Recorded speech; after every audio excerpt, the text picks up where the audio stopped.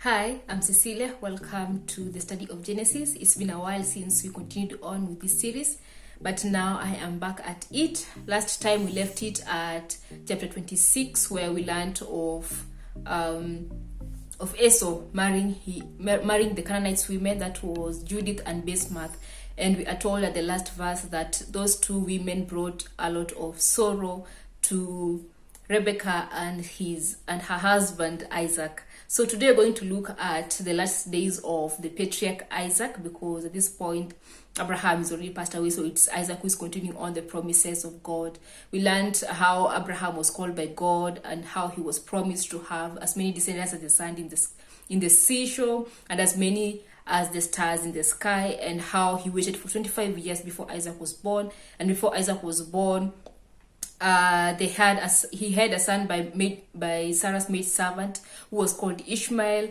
And later on, the Ishmael and Hagar were chased away from the home of Abraham, and they went away from him. And also we learned of Sarah's death and Abraham marrying again his second wife called Keturah, and Keturah had 6 more children by Abraham. And later on we saw that Abraham divided his wealth amongst his other children and sent them away, and then he gave them the most important inheritance to Isaac, his son, because Isaac was the one to inherit the promise of God, because Abraham was the son of promise, not Ishmael. Although in those days, even still now, it is the firstborn who inherits majority or the blessing of the father, but now it was Isaac, the secondborn, who inherited from his father Abraham.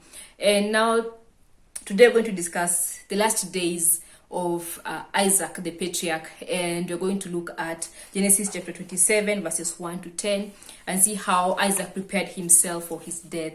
So it says, when Isaac was old and his eyes were dim so that he could not see, he called Esau his older son and said to him, "My son." And he answered, "Here I am." He said, "Behold, I am old. I do not know the day of my death. Now then, take your weapons, your quiver and your bow, and go out to the field and hunt game for me, and prepare for me delicious food such as I have loved, and bring it to me so that I may eat, that my soul may bless you before I die." Now Rebekah was listening when Isaac spoke to his son Esau. So when Esau went to the field to hunt for game and bring it, Rebekah said to her son Jacob, "I heard your father speak to your brother Esau. Bring me game and prepare for me delicious food that I may eat and bless you before the Lord before I die. Now therefore, my son, obey my voice as I command you. Go to the flock and bring 2 good young goats, so that I may prepare from them delicious food for your father, such as he loves, and you shall bring it to your father to eat, so that he may bless you before he dies."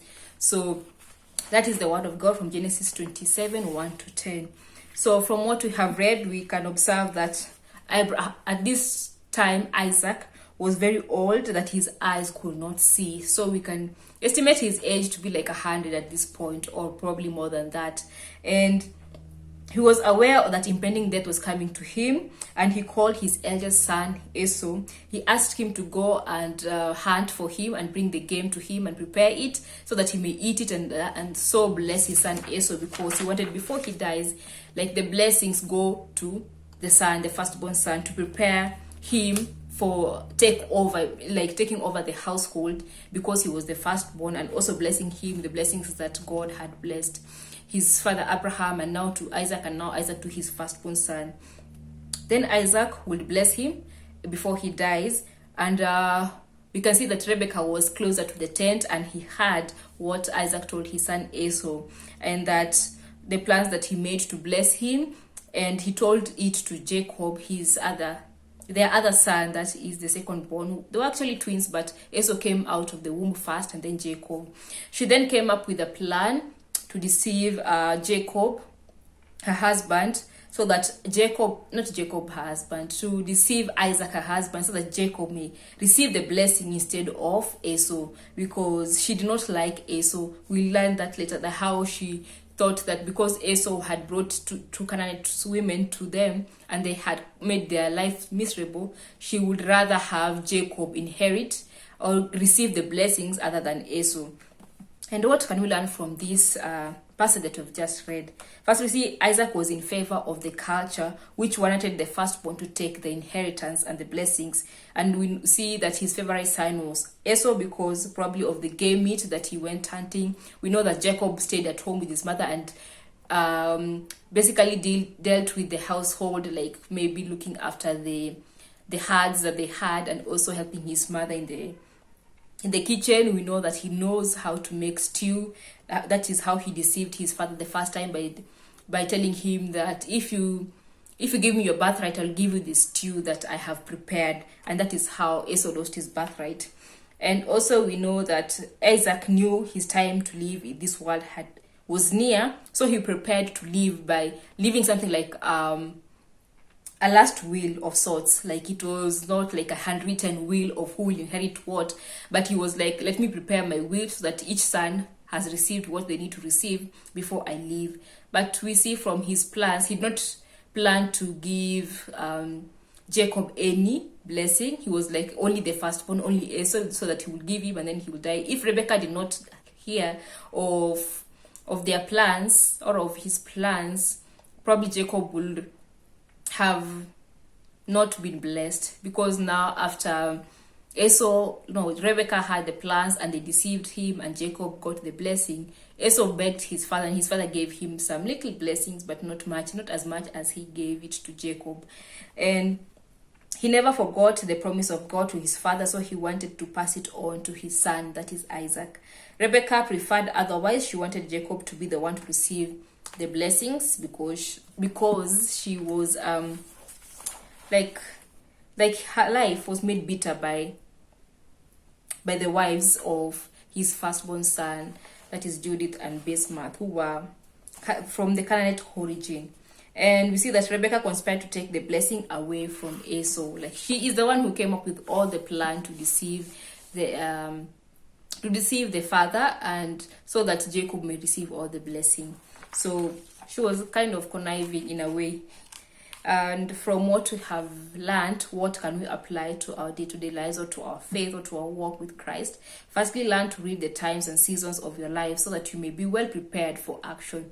We see that in the example of Isaac. He knew for a fact that his time is near. He did not know the exact date, but he knew his time is near and he prepared for it. He made plans for it. So you also learn to read or to see the signs and the times of your seasons, of the seasons of your life, so that you are able to prepare for what next, what to happen, what next action to take, what plans to make. When it comes to the will of God, we never know what the next step is, other than we plan it and we submit it to God and we see how He will favor the plans that we have already made. So that if this one does not work out, you're like, let me think of another plan, maybe that one will work out, because we never know the exact will for what we're supposed to do next.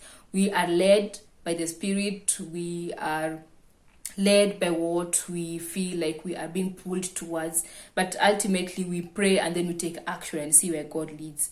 And the second thing is, make it a generation act of passing on the blessings of God, so that it is passed on from you to the generation to come, and the whole entire lineage is blessed of the Lord. So pass on the blessings of God, that is the worship of God, that is teaching your children the ways of the law, as it was told to Joshua in Joshua 1:8, that this book of the law shall not depart from your mouth, but you shall meditate upon it day and night, that you may be careful to do according to all that's written on it. For then you will make your way prosperous, and then you'll have good success. And they were also tasked, the Israelites, to teach the law to their children and their children and their children, so that it never departed from their mind, from their thinking. And they were told to write it as the doorposts, at their foreheads, at their fingertips, so that it is always with them, that they may not forget the Lord their God. So it is also important for us to pass on, make a generation act of passing on the blessings of God. And the third thing we can apply is communication. That is, proper communication is fundamental to the integrity of a family. We see this lack of communication, how Isaac did not consult his wife Rebecca did not ask Isaac why, and then they ended up making schemes, and it ended up dividing the family, because Esau and Jacob, after this, did not see each other for a very long time, and because now there is this hatred and anger and envy and jealousy and fear, because Jacob ended up fearing to meet his brother Esau. So Good communication is necessary for a family to stand firm. And then the fourth thing is, do not use deceitful means to acquire God's blessing. From before, we have learned that God said, Jacob I loved, but Esau I hated. So that from the beginning, it was the plan of God that Jacob will be the one to take the blessings of God and carry it forward. But then we see Rebecca going in the midst and trying to interfere with how God was going to make that blessing happen, and ended up deceiving her husband Isaac, and Jacob receiving the blessing, although ultimately it was going to be his, but they used a deceitful means for it to happen. We see that also in the example of Abraham and Sarah. They waited for God for a child, they believed for a child, but then the child was not coming. It took longer than they wanted to, and Sarah devised ways so that they may get that blessing of a child, but through her maid servant Hagar, and it went hell for them. Like it caused troubles in that home.